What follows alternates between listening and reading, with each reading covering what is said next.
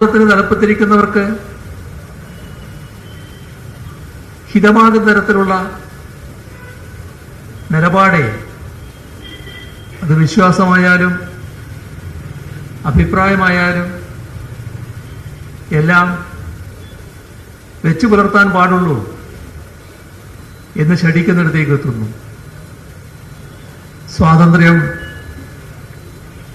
അപകടപ്പെടുന്ന നീക്കം അതീവ ഗൗരവമായി നമ്മുടെ രാജ്യത്ത് ഉയർന്നു വന്നിരിക്കുന്നു. ഇതിൻ്റെയെല്ലാം മൊത്തം ഫലം രാജ്യത്തിൻ്റെ ഐക്യവും ഒരുമയും അപകടപ്പെടുന്നു എന്നുള്ളതാണ്. ദേശീയോദ്ഗ്രഥനം അങ്ങേയറ്റം അപകടത്തിലായ ഒരു ഘട്ടത്തിലൂടെയാണ് നാം കടന്നു പോകുന്നത്. ആകെ ഫലം രാജ്യം അപകടത്തിലാകുന്നു. അത്തരമൊരവസ്ഥയിലാണ് ഈ തെരഞ്ഞെടുപ്പ് നടക്കുന്നത്. ഈ തെരഞ്ഞെടുപ്പിൽ മതനിരപേക്ഷതയുടെയും ജനാധിപത്യത്തിൻ്റെയും സ്വാതന്ത്ര്യത്തിൻ്റെയും ദേശീയോദ്ഗ്രഥനത്തിൻ്റെയും നമ്മുടെ രാഷ്ട്രത്തിൻ്റെ മൊത്തമായും സംരക്ഷണമാണ് ജനങ്ങൾ ആഗ്രഹിക്കുന്നത്. അതിനുവേണ്ടി നിലപാടുകൾ എടുക്കുക എന്നതാണ് ജനമാകെ ചിന്തിക്കുന്നത്. ഇത്തരം കാര്യങ്ങളെല്ലാം അപകടപ്പെടുത്തുന്ന ബിജെപിയെ, ഭരണത്തിന് നേതൃത്വം കൊടുക്കുന്ന, കേന്ദ്ര ഭരണത്തിന് നേതൃത്വം കൊടുക്കുന്ന ബിജെപിയെ പരാജയപ്പെടുത്തുക എന്നതാണ് രാജ്യവ്യാപകമായി ഉയർന്നു വന്നിട്ടുള്ള കാര്യം. നമ്മുടെ രാജ്യം ആ ഒരു വികാരത്തിലാണ് ഇപ്പോൾ നീങ്ങിക്കൊണ്ടിരിക്കുന്നത്. അതിൻ്റെ ഭാഗമായി സംസ്ഥാനങ്ങൾ തോറും വിപുലമായ ഐക്യം രൂപപ്പെട്ടതായി കാണാൻ നമുക്ക് കഴിയും. തങ്ങളെ പരാജയപ്പെടുത്താനാകില്ല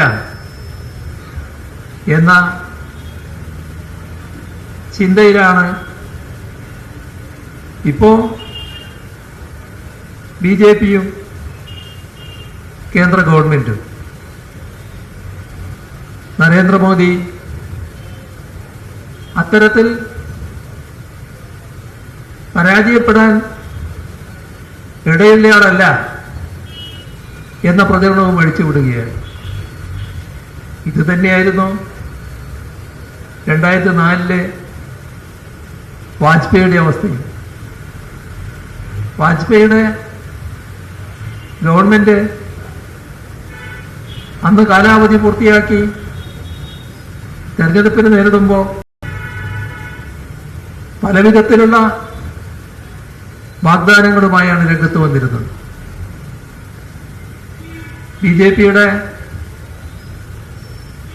ഏറ്റവും സമുന്നതനായ നേതാവായിരുന്നു വാജ്പേയി എന്ന കാര്യത്തിൽ ആർക്കും തർക്കമുണ്ടാവില്ല. പക്ഷേ ഇനിയൊരു ടേം ബിജെപി അധികാരത്തിൽ വന്നാൽ അത് രാജ്യത്തിനുണ്ടാക്കുന്ന ആഘാതം വളരെ വലുതായിരിക്കുമെന്നും രാജ്യത്തെ ആ ആപത്തിൽ നിന്ന് രക്ഷിക്കണമെന്നും ഇന്ത്യയിലെ ജനങ്ങൾ തീരുമാനിച്ചു.